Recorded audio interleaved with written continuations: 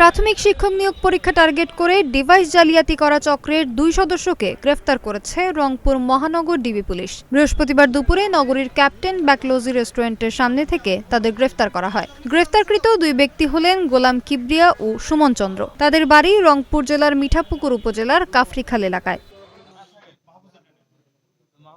পুলিশের দাবি, আগামীকাল শুক্রবার অনুষ্ঠিত হতে যাওয়া প্রাথমিক শিক্ষক নিয়োগ পরীক্ষায় অসাধু উপায়ে পাশ করানোর জন্য এই ডিভাইস তারা পরীক্ষার্থীদের কাছে সরবরাহ করতে এসেছিলেন।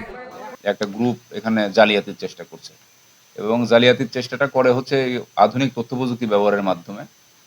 এরা একটা ডিভাইস ব্যবহার করে, সেই ডিভাইসের মাধ্যমে বাইরে থেকে এই উত্তরপত্রগুলো সাপ্লাই করা হয় এবং তারা এই অসাধু উপায় অবলম্বন করে পরীক্ষায় ভালো রেজাল্ট করে পরবর্তীতে চাকরিতে নিয়োগ পায়।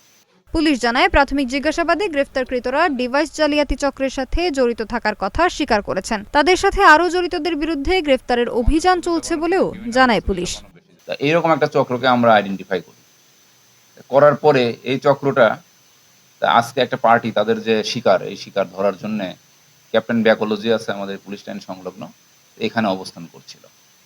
আমরা এটা জানতে পারি, আমরা ভেরিফাই করি, কনফার্ম হওয়ার পরে আমরা তাদেরকে চ্যালেঞ্জ করি, তাদের কাছে জিজ্ঞাসাবাদ করার পরে এবং তাদেরকে যে সার্চ করার পরে আমরা আমাদের যে তথ্য ছিল এই তথ্যের সত্যতা পাই এবং দেখা যায় যে ঠিকই তাদের কাছে এই ডিভাইসগুলো আছে। আপনারা দেখতে পাচ্ছেন এই ডিভাইসগুলো আমরা তাদের কাছ থেকে পাই। এই ঘটনায় গ্রেফতারকৃতদের জিজ্ঞাসাবাদ এখনও অব্যাহত রয়েছে বলে জানান রংপুর গোয়েন্দা পুলিশের এই কর্মকর্তা। আমরা যে 2 জনকে অ্যারেস্ট করেছি 2 জনের বাড়ি এই শহরে না, তাদের বাড়ি 2 জনের বাড়ি মিঠাপুকুরে এবং এই উদ্দেশ্য নিয়েই তারা এসেছিল এবং আমরা তাদেরকে জিজ্ঞাসাবাদ অব্যাহত রেখেছি এবং তাদের কাছ থেকে আমরা গুরুত্বপূর্ণ সূত্র পাচ্ছি।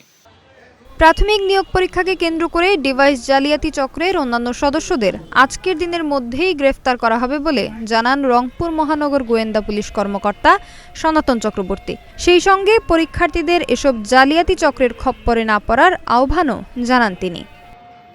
সোনালী সাহা, নাগরিক প্রতিদিন।